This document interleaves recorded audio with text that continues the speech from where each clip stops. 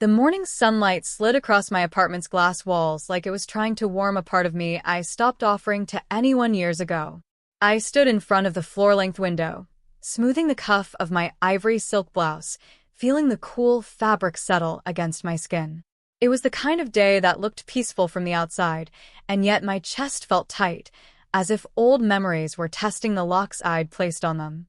My phone buzzed on the marble counter, a soft vibration that cut through the quiet like a blade. I hesitated before walking toward it, heels clicking in the kind of rhythm only a woman who's practiced composure for years can maintain. A message. From my mother. After 2 years of silence. Ava, we need to talk. It's about your brother and the wedding. The wedding. His lavish, glittering, family-obsessed spectacle. The one that swallowed every ounce of attention my grief begged for. I exhaled slowly, feeling mascara brush lightly against my lashes as I blinked. Even after everything I'd built, this life, this success, this quiet strength, my stomach still nodded at the mention of them. Of him. Of everything they chose over me. I locked my phone, letting it face down. But the message had already cracked something open. My mother never reached out unless there was something they wanted. I turned back toward the window, watching the city breathe beneath me, and for the first time in years, I felt the past clawing its way back. I remember that winter like it happened yesterday, even though I was barely 22. My apartment back then was smaller, colder, filled with unpacked boxes because my life was supposed to start anew, away from my parents' constant judgment, away from my brother's shadow. But grief has a way of following you, curling into every corner, no matter how far you run. It was the day I told my family I couldn't attend Ethan's wedding. My heart ached with exhaustion and sorrow. Just weeks ago, I had lost someone who had been everything to me. I needed time, space, acknowledgement, anything other than the glittering spectacle of their obsession with celebrations.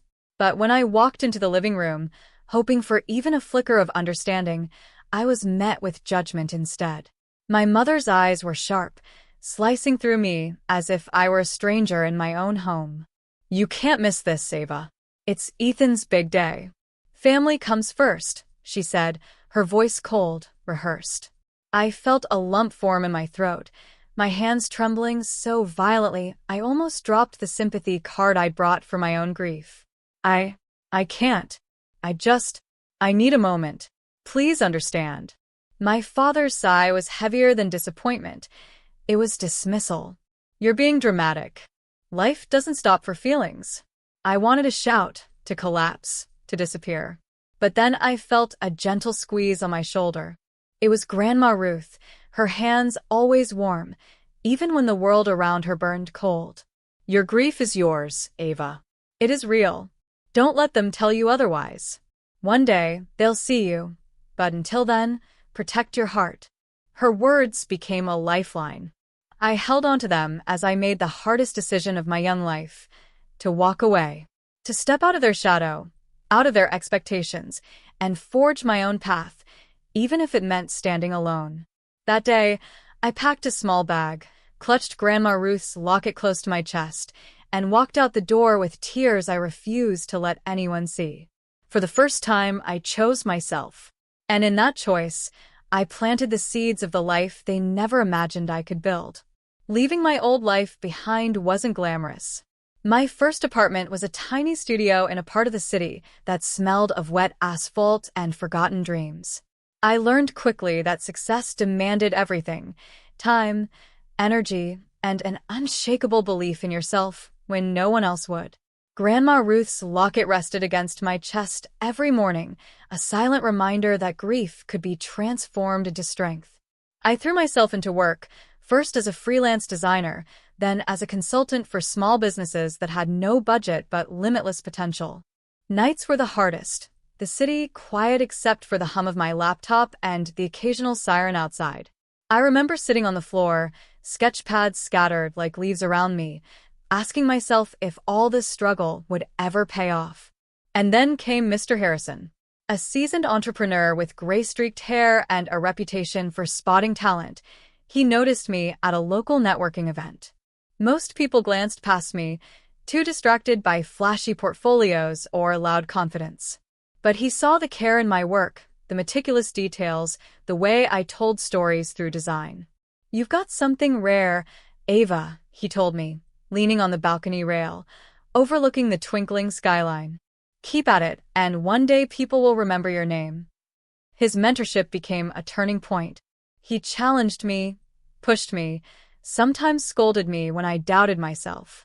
There were moments when I almost gave up, failed pitches, clients who disappeared, deadlines I missed. But each small victory fueled me. The first client who paid me more than I asked for, the first business I helped launch successfully, the first month I made enough to afford more than instant noodles. Yet, I shared none of this with my family. Social media posts were vague, safe, busy working on exciting projects. I would type, careful never to reveal the empire I was quietly building. They had dismissed me once. They didn't need to see me rise in silence, untouchable, invulnerable. I decorated my new apartment with personal touches, art that spoke to my journey, plants I nurtured like silent witnesses to my growth, and books stacked in perfect disorder, each a testament to late nights and lessons learned. My life was no longer about approval, it was about mastery, independence, and reclaiming the power they thought they had over me. By the time I was 28, I had created a boutique consultancy that catered to some of the city's most influential clients. My name, once whispered in pity, was now spoken with respect.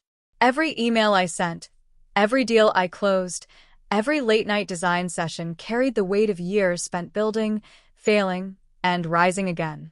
And yet, there was a quiet thrill in knowing that when they finally saw me, they would not recognize the Ava they had once dismissed. That version of me was gone. In her place stood a woman who had chosen herself, and she was unstoppable. I didn't expect them, my mother, my father, my brother, to just show up at my office. Yet there they were, standing hesitantly at the glass door, their eyes scanning the space like it belonged to someone else.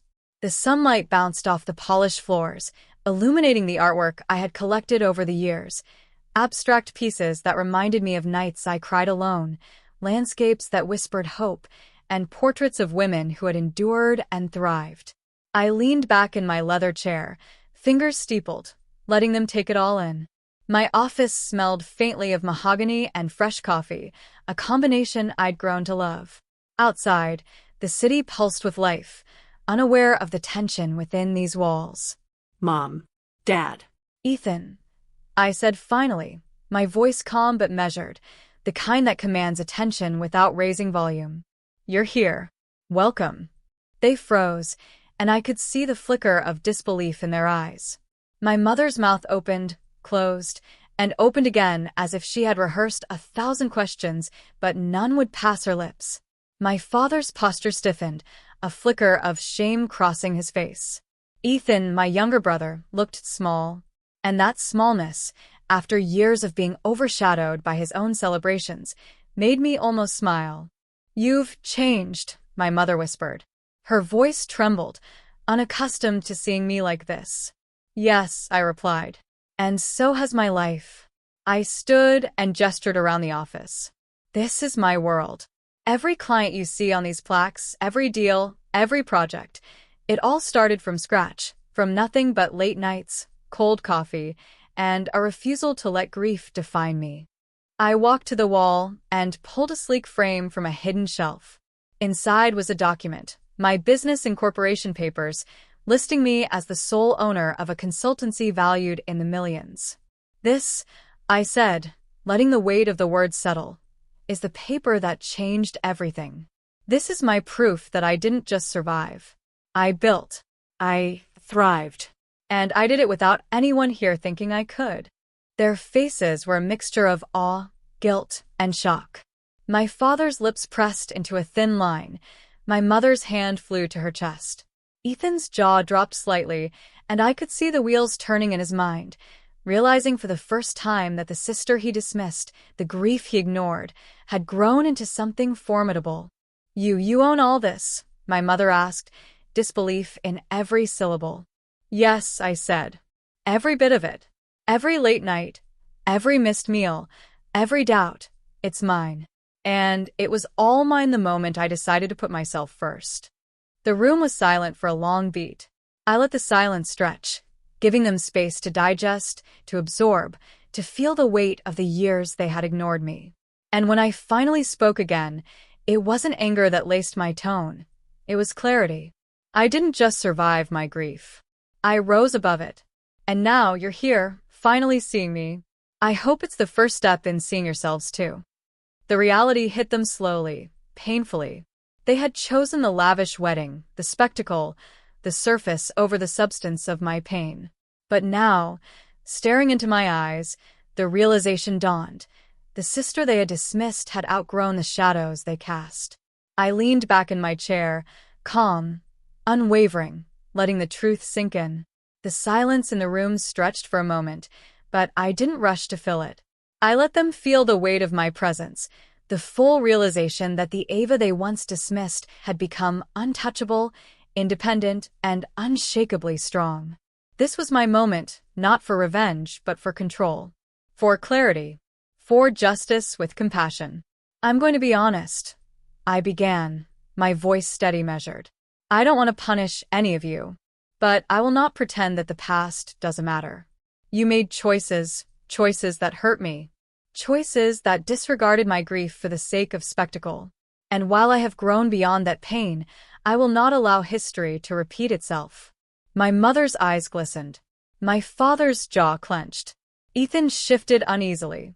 So here's the deal, I said, pacing slowly, letting my heels tap against the polished floor.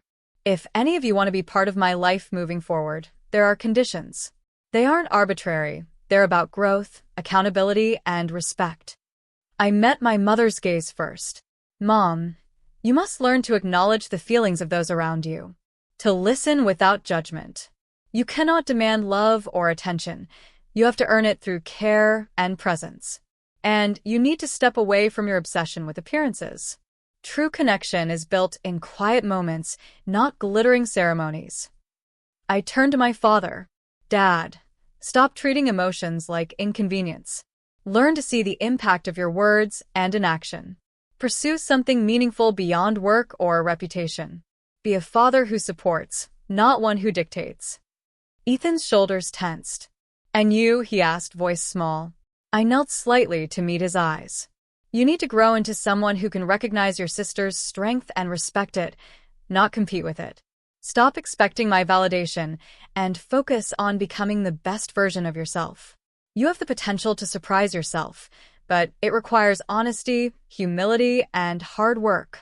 I let my words hang in the air, a mix of compassion and firmness. I wasn't cold. I cared deeply for them.